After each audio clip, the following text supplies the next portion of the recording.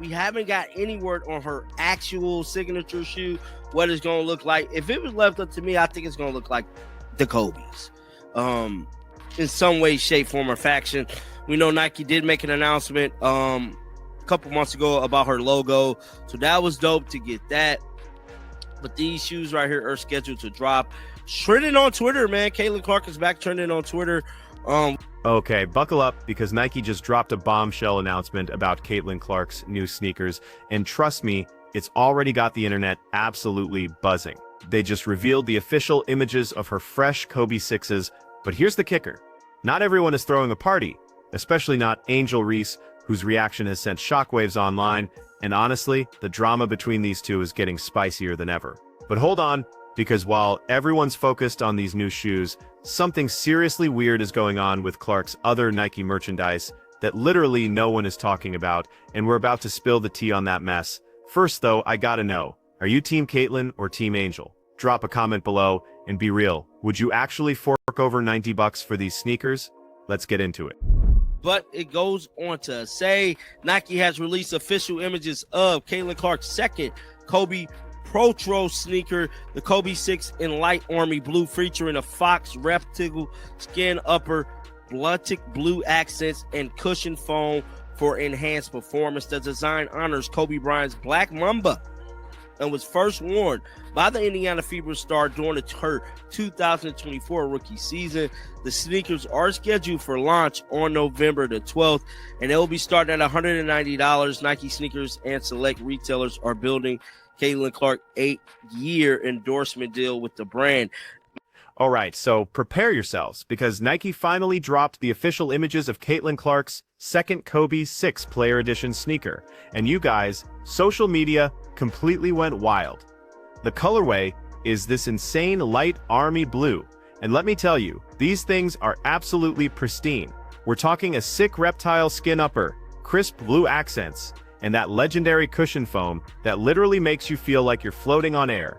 Pure heaven for your feet. They're hitting shelves November 12th for a cool $90, which, let's be real, is pretty standard for those must-have signature shoes these days, but trust me, these are next level. Now, we haven't heard anything, like I stated, about Caitlin Clark actual signature shoes, but these are the sneakers that is scheduled to drop November the 12th, man. These things are nice. They are really, really, really nice. I love the colorway. You could throw these together with a far fit. I ain't gonna hold you. These are nice. And not to mention, they're even better basketball shoes. So if some of you guys are basketball players, you know what I'm saying? These are good shoes. My son got the Grinches of these. Now, get this. Clark actually rocked these bad boys throughout her very first year with the Indiana Fever. And they're not just any shoe, they're a deliberate homage to Kobe Bryant's legendary Black Mamba legacy. That whole snakeskin vibe, the meticulous attention to every single detail, it's all incredibly intentional, a true tribute, and honestly, whether you're a die-hard Caitlin Clark fan or not, you absolutely have to admit, these sneakers are pure fire. That gray and blue combo, chef's kiss, perfect. You could literally throw these on with almost any outfit and look effortlessly amazing, no joke. But hold up, because here's where things get seriously spicy. The second Nike dropped those official images, Angel Reese apparently lost her absolute mind. Now look, we don't have a direct quote from Reese. She's too savvy to go full-on nuclear on social media these days. But sources close to the situation are whispering she was big, mad, and honestly, you can totally see why. Angel Reese has been grinding, putting in work, dominating the boards as one of women's basketball's most powerful rebounders. Yet it's Caitlin Clark getting that coveted signature sneaker treatment from Nike. That's gotta sting, right? Let's be real though, the sneaker game isn't just about raw talent, it's all about marketability. And right now, Caitlin Clark is Nike's golden child, locking down that massive 8-year endorsement deal, dropping her logo months ago, and now her second Player Edition release. Meanwhile, Angel Reese is out there wondering when it's her turn, and that frustration, totally understandable, even if you can't really blame Clark for Nike's brutal business decision. But before we crown Caitlin Clark as the undisputed queen of basketball merch, we need to talk about something flying completely under the radar, something nobody's whispering about. Remember when anything with Clark's name on it would vanish faster than free pizza at a college party? Yeah, those days? They might actually be over. And this isn't me hating, folks. These are just the cold, hard facts. Go on Nike's website right now and search for Caitlin Clark merchandise. What do you find? Everything is still in stock. Hoodies in every size. T-shirts at $50, just sitting on virtual shelves. Even a $110 jumpsuit that by all rights should have been gone instantly. This is the exact same merch that used to disappear in minutes, and now it's just there. It's spooky, and I don't mean fun Halloween spooky. Something has fundamentally shifted. Maybe people just got their fill during the initial hype wave. Maybe the market's totally saturated. Or maybe, and this is the uncomfortable truth nobody wants to say out loud, maybe the hype is cooling off just a tiny bit.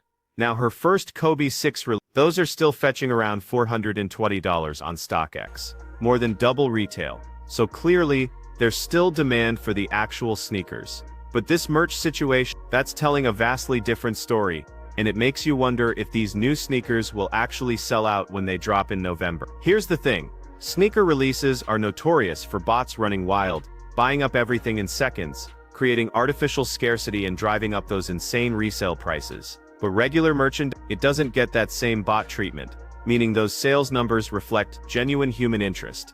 And right now, the human interest in Caitlin Clark t-shirts and hoodies simply isn't what it used to be. So Angel Reese, if she's paying attention to all this, is probably thinking two things. First, she's fuming that Clark is getting signature treatment while she's not. Second, she's likely noticing that even with all this Nike push, Clark's merchandise isn't flying off the shelves like it should. And that's gotta feel validating in a weird way, right? Like maybe the gap between them isn't as massive as Nike desperately wants everyone to believe. Let's talk about timing for a second. These sneakers drop November 12th, perfectly placed right before the holiday shopping season. Smart move by Nike to catch those early Christmas shoppers, but it also means they're competing with a million other holiday releases in an absolutely packed sneaker market, where it's super easy to get lost. Originally, this release was supposed to drop in October, but Nike pushed it back to November for reasons they haven't explained. Maybe more production issues? Or maybe, and this is just my speculation, they noticed those merchandise sales slowing down and decided to be very strategic with the timing. Here's something else worth mentioning.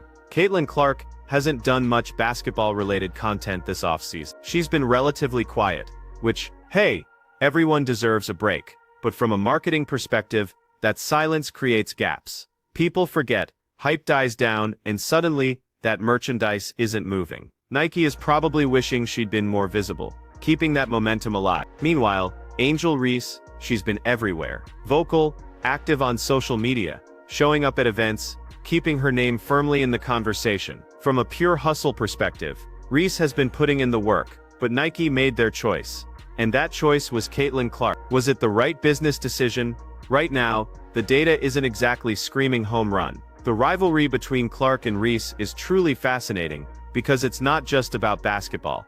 It's about two completely different approaches to fame and marketability. Clark plays the let my game speak for itself card, staying quiet off court. Reese leans into her personality, the drama, the engagement. Both strategies have merit, but Nike is betting big on Clark's approach. And maybe that bet pays off. Maybe these sneakers drop in November, sell out instantly, and prove all the doubters wrong. Maybe the merchandise slowdown is just a blip, and next year we'll be talking about Clark breaking sales record. But right now, in this moment, there are legitimate questions about whether the hype is sustainable. Angel Reese's reaction to all this, whether it's frustration, jealousy, or just pure competitive fire, is completely understandable. She's watching someone else get opportunities she probably feels she deserves. And the annoying part, she might actually have a point. Reese's rebounding numbers are insane. Her personality is undeniably marketable, and she has a fiercely dedicated fanbase. But Nike went with Clark, and that's that.